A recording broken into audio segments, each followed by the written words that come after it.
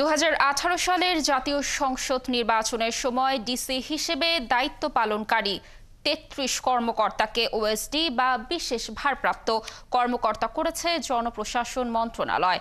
বিকেলে এ সংক্রান্ত কর্মকর্তাদের ওএসডি করে প্রজ্ঞাপন জারি করেছে জনপ্রশাসন মন্ত্রণালয়। 2018 সালের বিতর্কিত নির্বাচনে জেলা প্রশাসক ও রিটার্নিং কর্মকর্তা হিসেবে দায়িত্ব পালন করেছেন এই কর্মকর্তারা। এছাড়াও একই কারণে 12 জন কর্মকর্তা আগেই ওএসডি হয়েছে।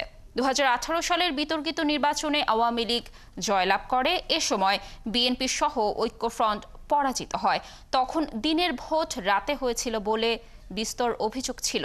রাজনৈতিক দলগুলো সেই ভোট বর্জন করে আন্দোলন করে জেলে গিয়েছিল।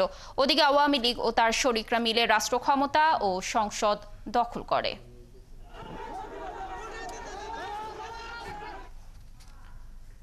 দর্শক, এ বিষয়ে বিস্তারিত জানতে কারওয়ান বাজার নিউজ সেন্টার থেকে যুক্ত হচ্ছেন আমাদের সহকর্মী নূরনবী সরকার।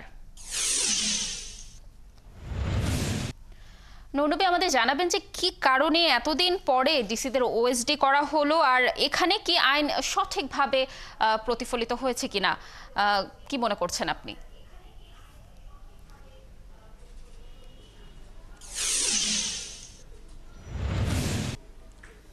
সরকারের পক্ষ থেকে একটি প্রজ্ঞাপনী জারি করা হয়েছে যে প্রত্যেক যাদেরকে 33 জনকে আজকে ওএসডি করা হলো তাদের বদলিকৃত পদায়ন যে জায়গা করা হয়েছে সেটা হচ্ছে প্রত্যেকের জন্য জনপ্রশাসন মন্ত্রণালয়।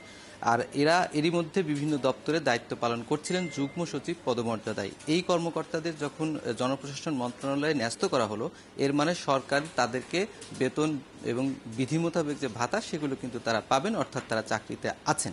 আর আইন প্রতিপালনের প্রশ্ন যদি বলেন, প্রজ্ঞাপনে কোনো ধরনের ব্যাখ্যা কিন্তু দেওয়া হয়নি। 2018 সালে নির্বাচন হয়ে যাওয়ার পরে এদের বিরুদ্ধে নির্বাচন কমিশন কোনো তদন্ত করেছিল কিনা, সরকার কোনো তদন্ত করেছিল কিনা, কিংবা উচ্চ আদালতে কোনো মামলা চলেছিল কিনা, এই তিনটি প্রশ্নের কিন্তু এখনো পর্যন্ত সরকারের পক্ষ থেকে ব্যাখ্যা দেওয়া হয়নি। সেটি হয়তো পরবর্তীতে দেওয়া হবে।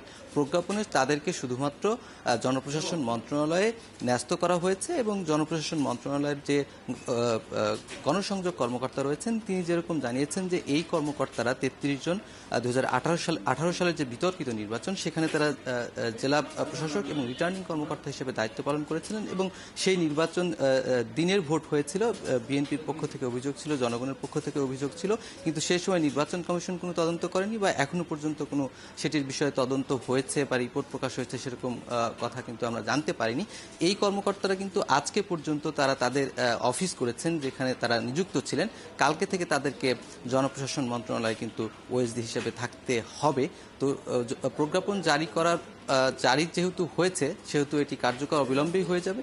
আর সরকারের পক্ষ থেকে এই ব্যাখ্যাগুলো হয়তো বা পরবর্তীতে সংবাদ সম্মেলন করে দিতে পারবে, কারণ কোন ধারায় আসলে তদন্ত হয়েছিল, তাদের বিরুদ্ধে কারা অভিযোগ করেছিল, কি অভিযোগ এসেছে, কারণ সরকারি কর্মকর্তাদের বিরুদ্ধে প্রশাসনিক ট্রাইব্যুনালে এদের বিরুদ্ধে মামলা হয়েছিল কিনা সেই বিষয়গুলো কিন্তু স্পষ্ট হওয়া প্রয়োজন, যেগুলো প্রজ্ঞাপনের মধ্যে কিন্তু উল্লেখ নেই। তবে বিতর্কিত যে নির্বাচন হয়েছিল এবং জেলা প্রশাসকরা যে সেখানে তাদের উপর সরকারের উচ্চ মহলের নির্দেশে কিন্তু সেখানে তারা দায়িত্ব পালন করেছিলেন এবং সেখানে বলা হয়েছিল পুলিশ প্রশাসনও কিন্তু জড়িত রয়েছে। রাজনৈতিক দলের পক্ষ থেকে যেরকম অভিযোগ করা হয়েছিল সেরকম করে কিন্তু পুলিশের বিরুদ্ধে একই ধরনের অভিযোগ রয়েছে। সেক্ষেত্রে কিন্তু এসপিদের বিরুদ্ধে অভিযোগের বিষয়টাও কিন্তু আসবে, তাদের বিরুদ্ধে কী ব্যবস্থা নেওয়া হয়েছে, কারণ আমলাতন্ত্র এটার সঙ্গে জড়িত ছিল, রাজনৈতিক দলগুলো সেটা বলেছিল। কিন্তু এই প্রজ্ঞাপন জারি করার পরে কিন্তু এটি স্পষ্ট যে কয়েকটি বিষয়কে সরকারের ব্যাখ্যা দিতে হবে। আইনি যে তাদের বিরুদ্ধে কী অভিযোগ রয়েছে, তাদের বিরুদ্ধে তদন্ত হয়েছে কিনা, প্রশাসনিক ট্রাইব্যুনালে অভিযোগ রয়েছে কিনা, নির্বাচন কমিশন তাদের বিরুদ্ধে তদন্ত করেছে কিনা, কিংবা কেউ কোনোভাবে অভিযোগ দিয়েছে কিনা, মামলা চলমান রয়েছে কিনা, এই বিষয়গুলোর কিন্তু স্পষ্টতা খুবই জরুরি। জনপ্রশাসন মন্ত্রণালয় বা সরকারের পক্ষ থেকে এখনো পর্যন্ত সে বিষয়ে কোনো ব্যাখ্যা দেওয়া হয়নি।